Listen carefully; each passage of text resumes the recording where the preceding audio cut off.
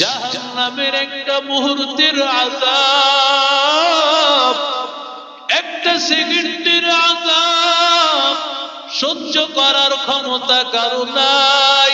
ও যুবক, জাহান্নামের একটা সেকেন্ডের আযাব কেউ সহ্য করতে পারবে না রে বাবা। কারণ বান্দা, এত তাপ, এত তাপ, জাহান্নামের আগুনের এত তাপ, পৃথিবীর আগুনের চাইতে আমার আল্লাহর 69 গুণ আল্লাহ বাড়ায় দিবে। যে আগুনের মধ্যে হাত দিয়া রাখতে পারি না, বলেন তো 69 গুণ তাপওয়ালা আগুন কি সহ্য করা যাবে নি? আরো জোরে বলেন। কয় মিনিট দুনিয়ার আগুনে হাত দিয়া রাখা যাবে? পারা যাবে 1 মিনিট, 2 মিনিট, 1 মিনিটও পারা যাবে না। আর আল্লাহ তাআলা যে জাহান্নামের আগুন আল্লাহ জ্বালাইতেছে, আল্লাহ বলেন ওয়াকুদুহান নাসু ওয়াল হিজারা উইদ্দাত লিল কাফিরিন।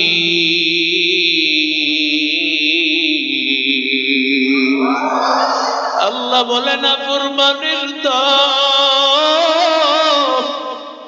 একটু চিন্তা কর, আমি আল্লাহ জাহান্নামের আগুন জ্বালানোর জন্য আমি কি লাকড়ি ব্যবহার করব জানো?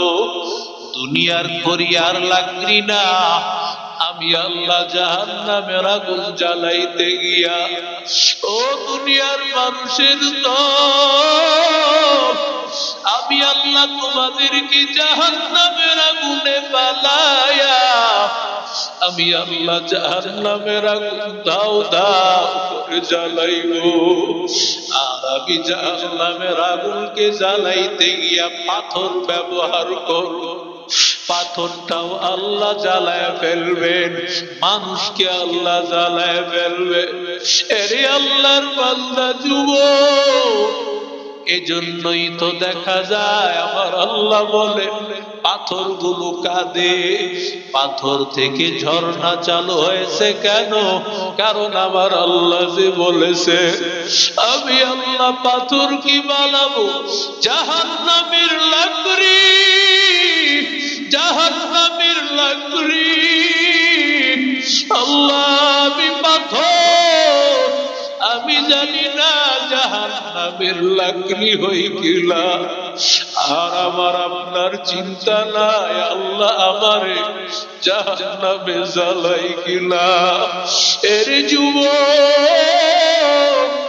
একটা গুনার কাজ করো, একটু চিন্তা হয় না? একটা গুনার কাজ করো, আমার নবী বলেন তুমি তাকাইয়া দেখবা তোমার উপর যেন একটা পাথর, আল্লাহ যেন পাথরটা ফালায় তোমার শেষ করে দিবে। একটা গুনাহ এই গুনার কারণে আমার পাথর দিয়ে আল্লাহ শেষ করে দিবে। মুমিন বান্দা মনে করবে আল্লাহ আমার উপর পাথর ধরে রাখছে, কখন জানি সারিয়া দেয়। ওরে আল্লাহর বান্দা, আর কাফের বেঈমানেরা ওদের কাছে মনে হবে গুনাহ আর কি জিনিস, গুনাহ তো কিছুই না, আল্লাহ বুঝি আমারে মাফ করে দিবে। এরে বান্দা, আমার আল্লাহর মতো দয়ার সাগর আর কি আছে বলো? আমার আল্লাহর মতো দয়ার সাগর আর কেউ নাই। আল্লাহ বলেন ইন্না লিল্লাহি তাআলা মিআতু রাহমা, আমার আল্লাহ 100 ভাগ রহমত। আল্লাহ তাআলা 100 ভাগ রহমতের আখরাল্লাহু 99, আমার আল্লাহ 99 ভাগ রহমত আল্লাহ নিজের কাছে রাখছেন। জাআলা ফিল আরদি রাহমাতাও ওয়াহিদা, 1 ভাগ রহমত আল্লাহ দুনিয়াতে দিছে। এই রহমতের কারণে মা তার ছেলেরে ভালোবাসে, ছেলে তার মাকে ভালোবাসে, স্বামী তার বিবির ভালোবাসে রে ভাই। বিবিও তার স্বামীর ভালোবাসে। আল্লাহর নবী বলে তাকাইয়া দেখ একটা পশু পাখি তার বাচ্চাগুলোরে কেমন মায়া করে। শুধু এক ভাগ রহমত, গোটা পৃথিবীর সমস্ত মানুষ, সব পশু পাখি, সব ফেরেশতা, সমস্ত জিন, সব মাখলুকের মধ্যে আল্লাহ ছড়ায়া দিছে এই এক ভাগ রহমতের কারণে। এত মায়া। এরে আল্লাহর বান্দা যুবক, যদি এক ভাগ রহমতের এত পাওয়ার হয়, আর আমার আল্লাহ 99 ভাগ রহমত নিয়ে আমার আল্লাহ বসে আছে, আমার আল্লাহর দয়া কি পরিমাণ! একটু চিন্তাও করো না ভাই, আমার আল্লাহর দয়া কি পরিমাণ! কেমন মায়া করে আমার মালিক, কেমন মায়া আমার আল্লাহ, আমার আল্লাহর দয়া কেমন! ওরে আল্লাহর বান্দা, ও নবীর আশিক উম্মতের দল, কেমন আমার আল্লাহর দয়া, কেমন আমার আল্লাহর মায়া! আল্লাহ ডাক দিয়ে বলেন, কুল ইয়া ইবাদি, ও নবী জানায়া দেন, ও আমার বান্দা, বান্দা আমার আল্লাহর কাছে বড় মায়ার ডাক। আমার আল্লাহ মায়া করিয়া, আমার আল্লাহ বান্দাকে বান্দা বলিয়া ডাক দেয়। আল্লাহ যখন বলে ইয়া ইবাদি, ও আমার বান্দা, এই কথা বলার পর দুনিয়ার মানুষ ভাবতে পারে হয়তো আল্লাহ নামাজি মানুষকে ডাকবে, আল্লাহ মনে হয় হাফেজে কোরআনকে ডাকে, আল্লাহ মনে হয় রোজাদারকে ডাকে, আল্লাহ মনে হয় তাহাজ্জুদ গুজারকে আল্লাহ ডাকতেছে,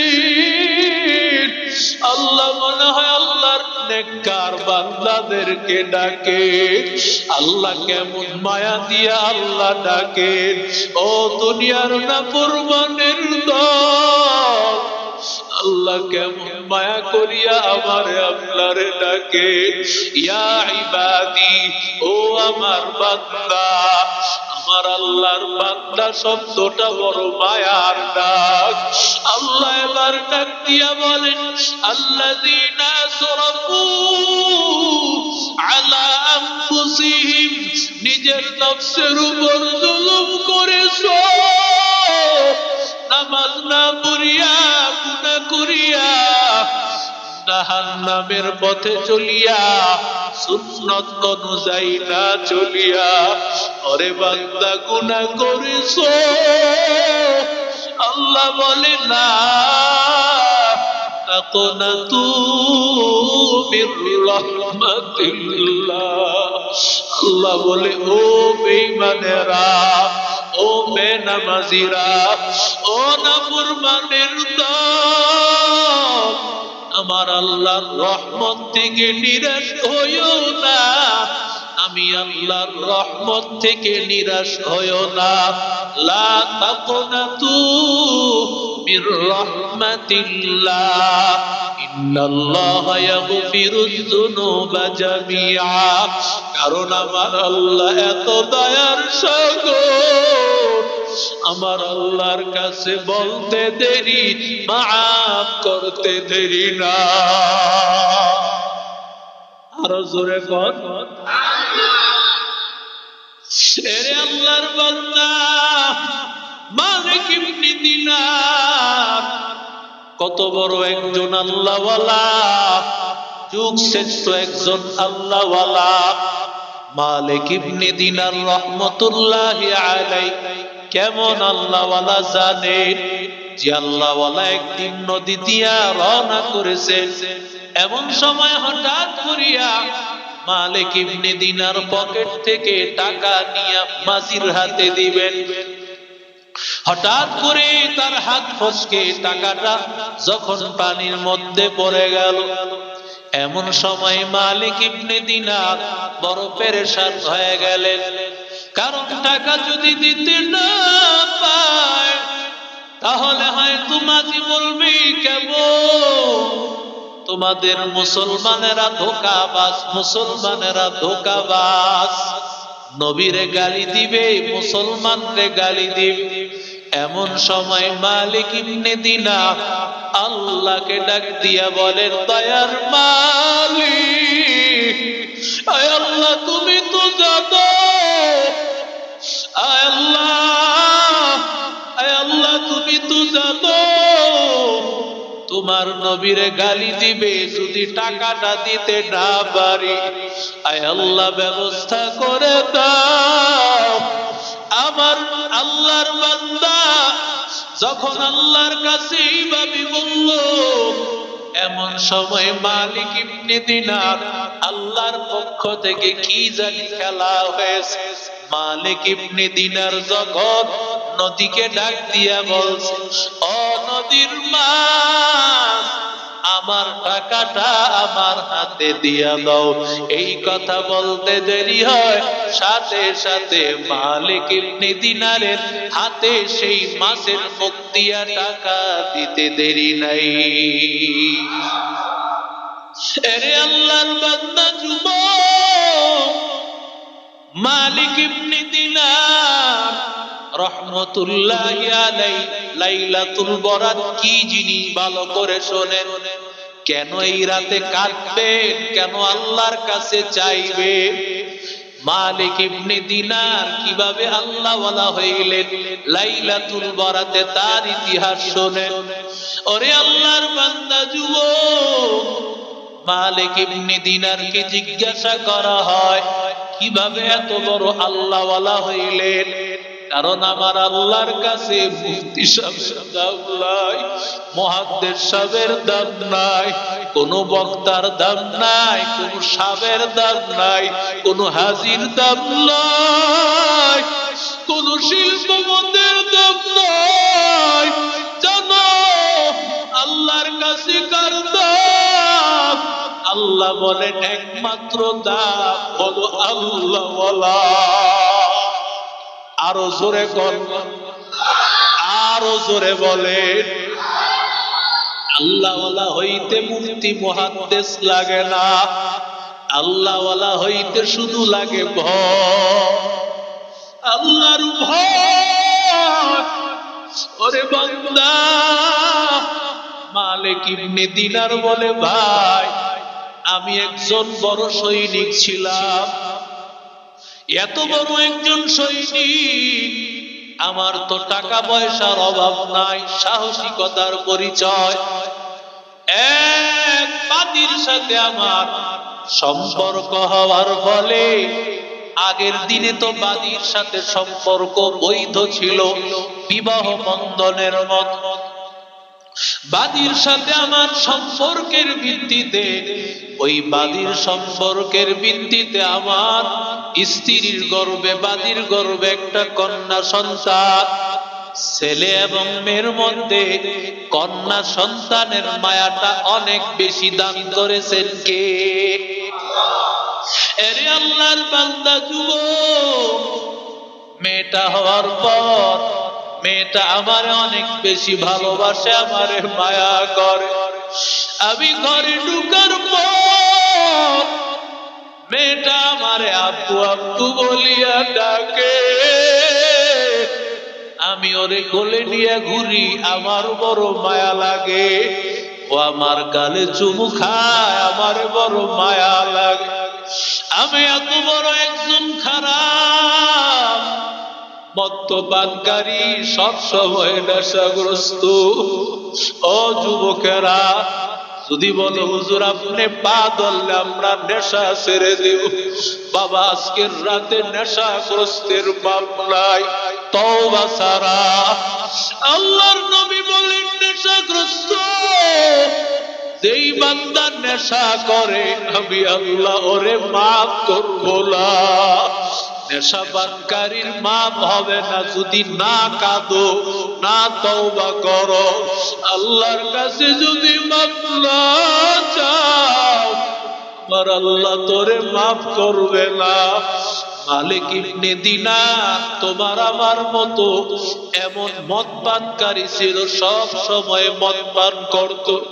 কত মানুষ এমন আছে সারাদিন মদ পান করে, ঘরে আসিয়া স্ত্রীকে আঘাত করে, সন্তানগুলোকে আঘাত করে, ওদের সংসার ধ্বংস। এরে আল্লাহর বান্দা, মেয়েটারে আমি এত মায়া করি, মেয়েটা আমার কোলের মধ্যে, আমার হাতের মধ্যে গ্লাস, হঠাৎ করে মেয়েটা একটা হাত দিয়ে আঘাত করে গ্লাসটা ফালাইয়া দিছে। আমার প্রচন্ড রাগ, কারণ মদের গ্লাসটা ফালাইয়া দেওয়াতে আমি অনেক রাগ হয়েছি, কিন্তু মেয়েটার চেহারায় এত মায়া, আমি কিছুই বলতে পারি নাই, আমি কিছুই বলি নাই, আমি ওরে কিছুই বলি নাই। এরে আল্লাহর বান্দা, আল্লাহর বান্দা মালিক ইবনে দিনার বলে, হঠাৎ কিছুদিন পর আমি তাকাইয়া দেখি, হঠাৎ করে কি যেন হইল, আমার মেয়েটা আকস্মিক ভাবে ইন্তেকাল করলো। আমার মেয়েটা চলে যাওয়ার পর আমার খাবার বন্ধ, আমার ঘুম বন্ধ হয়ে গেছে, সব কিছু বন্ধ, আমার সব কিছু বন্ধ হয়ে গেল। এরে আল্লাহর বান্দা, সব কিছু বন্ধ হয়ে যাওয়ার পরে আমি প্রায় পাগল পারা হয়ে গেছি, যেন আমি কিছুই দেখতে পাই না, দুনিয়াটা যেন পাগল। আমি একদিন রাতের বেলায় ঘুমাইয়া গেলাম, রাতের বেলায় ঘুমাইয়া যাওয়ার পর আমি তাকাইয়া দেখি কে যেন আবার তাড়াইতেছে। আমি পেছনে তাকাইয়া দেখতে পাই বিষাক্ত একটা সাপ, এই সাপটা আমার দিকে আসতেছে, হা করে আছে, আবার যেন মারিয়া ফেলবে, আবার যেন শেষ করিয়া ফেলবে। আমি সামনের দিকে দৌড়াই আমার জানটা বাঁচানোর জন্য। আমি দৌড়াইতে দৌড়াইতে হঠাৎ করিয়া তাকাইয়া দেখতে পাই একজন আল্লাহর বান্দা, চাঁদের মতো চেহারা, এত সুন্দর।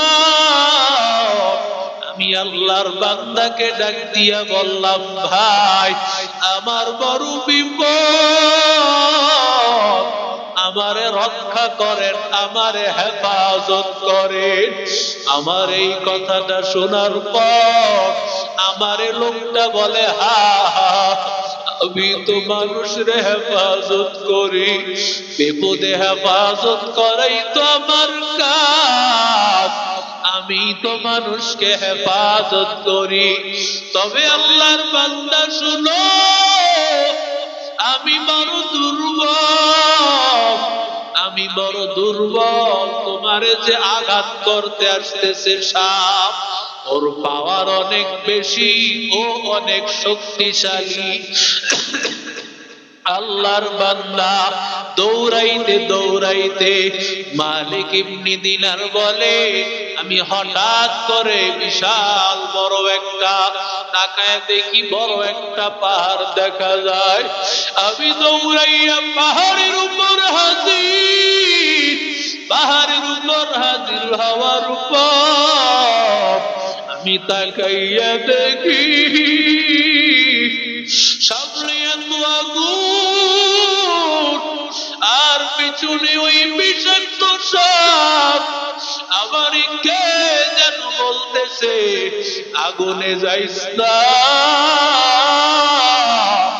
আগুনে গেলে তুই শেষ হয়ে যাবি, সামনে যাইও না, সামনে গেলে তুই ধ্বংস হয়ে যাবি, সামনে গেলে ধ্বংস হয়ে যাবি। এমন সবাই বলল, তুই বাম দিকে যা। আমি দৌড়াইয়া বাম দিকে আমি হাজির, দৌড়াইতে দৌড়াইতে এক আল্লাহর বান্দাকে দেখতে পায়। এই লোকটা আমি তাকাইয়া দেখি কিছুক্ষণ আগে যেই মুরব্বি দেখতে পেয়েছিলাম আবার সেই মুরব্বি হাজির। আমি বললাম, ও মুরব্বি, আমারে রক্ষা করে। বলে, ও ভাই, তোমারে রক্ষা করাই তো আমার কাজ, তবে আমি কি করব? আমার তো কোনো শক্তি নাই, কারণ আমি দুর্বল, আমি বড় দুর্বল। কি করবা? তোমার একটা কাজ আছে, এই সামনে বরাবর যাইতে থাকো, সেখানে গিয়া মানুষের আমানত দেখতে পাইবা। তুমি দৌড়াইতে থাকো, হয়তো বা তুমিও দেখতে পাইবা সেখানে তোমার কোনো আমানত আছে। আল্লাহর বান্দা দৌড়াইয়া বরাবর দৌড়ায়, বরাবর দৌড়ায়, সেখানে গিয়া দেখে বড় একটা বিল্ডিং। আল্লাহর বান্দা পেছনে তার সাপ, আর সামনে তাকায় দেখে বিল্ডিং। ওখান থেকে ছোট্ট ছোট্ট বাচ্চারা বের হয়ে আসে। কয়েকটা মেয়ে বের হওয়ার পর ওরা ডাক দিয়া বলতেছে, ভেতরে কে আসো, বাহিরে আসো। এই আল্লাহর বান্দা বিপদে পড়িয়া গেছে, এই আল্লাহর বান্দা বিপদে পড়িয়া গেছে। আমাকে এই কথাটা বাচ্চাগুলো বলার পর হঠাৎ করে তাকায়া দেখি ভিতর থেকে কিছু বাচ্চা বের হয়ে আসে। এদের মধ্যে আমি তাকাইয়া দেখি আমার ওই 3 বছরের মেয়েটাও আছে। ওই মেয়েটা অন্য মেয়েদেরকে বলে, শোনো, এটাই আমার বাবা, এটাই আমার বাবা। আমার এই মেয়েটাকে দেখিয়া আমি বড় খুশি হয়ে গেলাম, আমি তখন আনন্দিত হয়ে গেলাম। কিন্তু ভয়, আমি আমার মেয়েটাকে বুকে টানিয়া নিলাম। আমার মেয়েটাকে বুকে টানার পর আমি হঠাৎ করে বললাম, মাগো, পেছনে তাকাইয়া দেখ, এই বিষাক্ত সাপ আমারে ধাওয়া করে। এই কথাটা মেয়েটা শোনা মাত্রই বিল্ডিং এর কানি সে উঠে গেল, আর হাতটা বাড়াইয়া দেখ, আমার হাতটা দিয়া আমার উপরে টানিয়া নেয়। এমন সময় আমার মেয়েটা আল্লাহর কালাম তেলাওয়াত করলো, আলাম ইয়ানি লিল্লাযিনা আমানু আন তাখশা কুলুবুহুম লিযিকরিল্লাহ।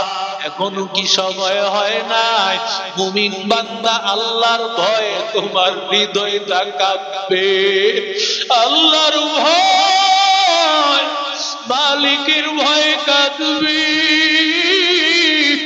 আল্লাহর ভয়ে কাঁদবি। আমার মালিকের ভয়, আল্লাহর ভয়। এই কথাটা যখন তেলাওয়াত করেছে আর শাহাদাত আঙ্গুল দিয়া আমার মেয়েটা সাপের দিকে ইশারা করা মাত্র সাপটা পেছনের দিক দিয়া পালায় গেল। আমি বললাম, মা, তো কোরআন পড়তে জানতা না, আমি তো তোমারে পড়াই নাই, তুমি এই আয়াতটা জানো কিভাবে? মেয়েটা ডাক দিয়া বলে, বাবা, আমি এই এক আয়াত নয়, বিসমিল্লাহ থেকে মিনাল জিন্নাতি ওয়ান নাস পুরা কোরআন শরীফটা ইব্রাহিম নবীর কাছে শিখেছি। আরে আল্লাহর বান্দা যুবক, নবীর আশিক উম্মতের দল, কারণ যেই বাচ্চাগুলো মারা যায় নাবালেক অবস্থায়, ওগুলো ইব্রাহিম নবীর ছাত্র। এবার বাবা ডাক দিয়া বলে, মা, আমাকে বল ওই সাপটাকে। বলে বাবা এই সাপটা হলো তোমার গুনাহ, সব তোমার গুনাহ, সব তোমার গুনাহ। এই সাপ তোমারে তাড়া করতেছে, তোমাকে জাহান্নামের। আর মেয়েটা ডাক দিয়া বলে মা আমাকে বল ওই বৃদ্ধ মানুষটাকে। বলে এই বৃদ্ধ মানুষটা তোমার নেক আমল, এটা তোমার নেক আমল, কারণ নেক আমল তোমার দুর্বল, ওই সাপ তোমার গুনাহ বড় শক্তিশালী, তোমার নেক আমল পারে না, তোমার গুনাহ বেশি হওয়ার কারণে। এবার ডাক দিয়ে বলে বাবা তুমি আমার নাবালেক অবস্থায় হারাইছো, ছোট্ট বাচ্চা আমাকে হারাইয়া আল্লাহর কাছে যে কাঁদছো, আল্লাহর কাছে যে মাপ চাইছো, এই কারণে আল্লাহ আজকে তোমার জাহান্নামের আগুন থেকে মাফ করে দিয়েছে। এরে আল্লাহর বান্দা, বার মালিক ইবনে দিনার তাকায় দেখে এখনো রাত্র বাকি, এখনো রাত্র বাকি আছে। মালিক ইবনে দিনার দৌড় দিছে, ওযু বানাইয়া আল্লাহর কাছে এমন কাদাই কাঁদলো, আমার আল্লাহর কাছে কেমন কাঁদলো, কেমন কাঁদলো, আমার মালিকের কাছে কেমন তওবা, আল্লাহর কাছে কেমন তওবা করলো, কেমন মাপ চাইলো। আল্লাহ মালিক ইবনে দিনারকে জগৎ বিখ্যাত আল্লাহ ওয়ালা বানায় দিল। এরে আল্লাহর বান্দা, এজন্য আল্লাহকে ভয়, তাকিল মাহারিম তাকুন আবাদান নাস। আল্লাহর নবী বলেন সব হারাম কাজ ছাড়ো, তুমি সবচাইতে বড় আল্লাহ ওয়ালা হয়ে যাইবা। ও আল্লাহর বান্দা, আজকের রাতে মা বাবা তোমার দিকে তাকায় আছে, মা বাবা বড় অসহায় হইয়া কবরে তোমার দিকে তাকায় আছে। আজকের রাতে তো আল্লাহ সবাই রে মাফ করে দিবে, তোমার মাকেও মাফ করবেন, বাবাকেও মাফ করবেন। কবরে ঘুমায় আছে তাদের জন্য দোয়া করবা, দোয়ার রাস্তা তোমার জন্য চোখের পানি, আর দোয়ার রাস্তা হলো আল্লাহর রাস্তায় দাঁত। ও আল্লাহর বান্দা, এই মসজিদের দ্বিতীয় তালার জন্য আজকে কোন আল্লাহর বান্দা আছে বলবেন হুজুর আমি 4টা জায়নামাজ দিব, আমি 10টা বস্তা সিমেন্ট দিব।